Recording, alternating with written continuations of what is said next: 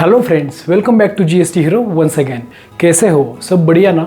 अब कहते होंगे यार बार बार ये सवाल करके परेशान मत करो। ऑलरेडी हम इतने परेशान हैं और आप जख्म पे नमक छिड़ रहे हो। पर क्या करें सर और मैडम, हमारा काम ही है आपकी परेशानी जानना और उसे मीलों दूर फेंकना। So please don't take it negatively when GST hero is solving your problems positively. तो आज बात वही प्रॉब्लम की जिसका जिक्र हमने पिछले वीडियो में किया था। जी हाँ, जीएसटी नोटिसेस की। पिछले पार्ट में हमने उसकी कॉन्सेप्ट और लीगल सेक्शंस देखे, पर इस पार्ट में हम देखेंगे उसकी वजह। आखिर क्यों जीएसटी नोटिसेस टैक्स पेयर्स को इश्यू होते हैं? ऐसी क्या गलती करते हैं टैक्स पेयर्स कि टैक्स अथॉरिटीज को नोटिस भेजकर एक्शन लेनी पड़ती है? तो बस आज का वीडियो इसी मुद्दे पर घूमेगा। बस आगे बढ़ने से पहले आपका favourite GST hero channel subscribe कीजिए और वीडियो पसंद आया तो शेयर कीजिए, लोगों का भला हो जाएगा। तो जैसे कि हमने पिछले वीडियो में देखा कि जीएसटी नॉन कॉम्प्लायंस के चलते टैक्स अथॉरिटीज टैक्स पेयर्स को शो कॉज नोटिस इशू कर सकते हैं।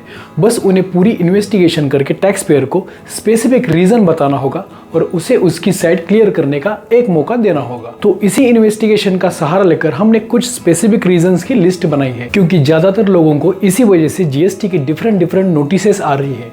तो दोस्तों, कभी भी precaution is better than cure. इसलिए अगर आप ये लिस्ट अच्छे ध्यान से देखोगे तो यकीनन आपको जीएसटी नोटिसेस से छुटकारा मिलेगा और आपको एग्जैक्ट भूल कहाँ हो सकती है इसका अंदाजा आ जाएगा। तो दोस्तों, सबसे पहले आता है रजिस्ट्रेशन फेल्यूर। अगर कोई आदमी या बिजनेस जीएसटी एक्ट के अंडर रजिस्ट्रेशन करने के लिए एलिजिबल है पर फिर भी उसने रजिस्ट्रेशन नहीं किया होगा तो उसे टैक्स अथॉरिटीज से नोटिस आने के चांसेस है। नंबर 2 पे है wrongly registered under the composition scheme of GST. मतलब अगर किसी टैक्स पेयर ने इनएलिजिबल होने के बावजूद भी कंपोजिशन स्कीम के तहत रजिस्टर किया होगा तो समझो उसे नोटिस आएगी ही आएगी। नंबर 3 पे है the difference in the ITC. अगर जीएसटीआर 3B में क्लेम्ड और यूटिलाइज्ड आईटीसी और जीएसटीआर 2A या जीएसटीआर 2B में अवेलेबल आईटीसी में डिफरेंस सामने आया तो भी आपको नोटिस आने की संभावना ज्यादा है। नंबर 4 पे है difference in GSTR 1 and GSTR 3B। आपके जीएसटीआर 1 यानी कि सेलिंग डिटेल्स में और जीएसटीआर 3B यानी कि मंथली समरी में मिसमैचिंग हो गई या फिर दोनों के टर्नओवर में भी तफावत आ गई तो समझो आपको नोटिस भी आ गई। नंबर 5 पे है delay in filing GSTR 1 and GSTR 3B। मतलब अगर आपने जीएसटीआर 1 और जीएसटीआर 3B कॉन्सिक्यूटिवली 6 महीने तक नहीं भरा तो भी आपको जीएसटी नोटिस आएगी ही आएगी। नंबर 6 पर है inconsistency in the data declared in GSTR 1 and e-way bills generated. मतलब अगर जीएसटीआर 1 के डेटा डिक्लेरेशन में और ई-वे बिल जनरेशन में इनकंसिस्टेंसी साबित हुई तो भी टैक्स अथॉरिटीज आप पर नजर डाल सकते हैं। इसके बाद नंबर 7 पर है furnishing any information related to records to be maintained by tax payer. मतलब टैक्स पेयर से मेंटेन की जाने वाली इंफॉर्मेशन फर्निश करने के लिए भी गवर्नमेंट नोटिस इशू कर सकती है। इसके बाद नंबर 8 पर है to conduct the audit by tax authorities. मतलब ऑडिट करने के लिए भी टैक्स अथॉरिटीज नोटिस इशू कर सकते हैं। फिर इसके बाद नंबर 9 पर है e invoicing and e-way bill mismatching. E invoice और ई-वे बिल में भी कोई डिफरेंस आया तो भी आपको जीएसटी नोटिसेस का सामना करना पड़ सकता है। फिर नंबर 10 पर है the wrong classification of goods और सर्विसेज। मतलब अगर आपने गलती से भी गुड्स और सर्विसेज का रॉन्ग क्लासिफिकेशन किया तो उससे रॉन्ग टैक्स लायबिलिटी एप्लीकेबल होगी और ये भी जीएसटी नॉन कॉम्प्लायंस माना जाएगा और आपको नोटिस का सामना करना पड़ेगा। फिर नंबर 11 पे है the difference in the details of export under GSTR 1 and information logged on to ICEGATE. मतलब अगर टैक्स पेयर ने एक्सपोर्ट रिलेटेड कोई इंफॉर्मेशन आइसगेट पोर्टल पर डाल दी लेकिन जीएसटीआर 1 में नहीं अपलोड की तो भी आपको जीएसटी नोटिस का सामना करना पड़ेगा। इसके बाद सबसे लास्ट और सबसे इंपॉर्टेंट है प्रॉफिट रिंग।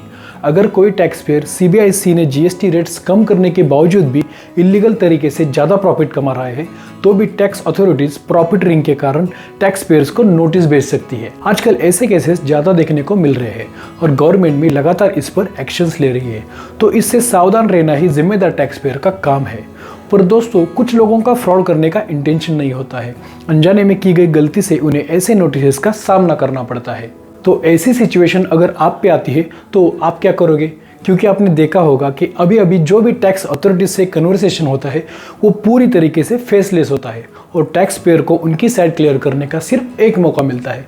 तो इस हाल में टैक्स अथॉरिटीज को कन्विंस करना या चैलेंज करना बहुत मुश्किल हो जाता है, क्योंकि अगर आप सही तरीके से नोटिस को रिप्लाई नहीं करते हो तो आपके ऊपर प्रॉपर ऑफिसर केस बिल्ड करेगा और आपको पेनल्टीज या डिफरेंट एक्शंस का सामना करना पड़ेगा। पर क्या आपको पता है ऐसे पेनल्टीज से बचने के लिए एक ही रास्ता है? जिसका नाम है GST hero litigation management solution, जो देता है आपके जीएसटी नोटिसेस को एकदम कॉन्फिडेंटली रिप्लाई और आपके लिटिगेशन मैनेजमेंट को बनाता है एकदम आसान। तो दोस्तों, देर किस बात की, अगर आप अपने ब्रांड को बचाना चाहते हो तो स्क्रीन पर दिख रहे डिटेल्स थ्रू हमें कांटेक्ट कीजिए और हमारे GST hero litigation management solution का डेमो देखिए। गारंटेड आपको हमारा सॉल्यूशन पसंद आएगा। तो दोस्तों, आज के लिए बस इतना ही। मिलेंगे अगले वीडियो में और देखेंगे जीएसटी नोटिसेस को कैसे हैंडल किया जाता है। तब तक आप हमारे सॉफ्टवेयर का डेमो देखिए। वीडियो पसंद आया होगा तो GST hero YouTube channel subscribe कीजिए और आपके दोस्तों को भी करने के लिए बोलिए। मिलते हैं दोबारा जल्द ही। तब तक शुक्रिया, अलविदा। Take care of your business and take care of your family.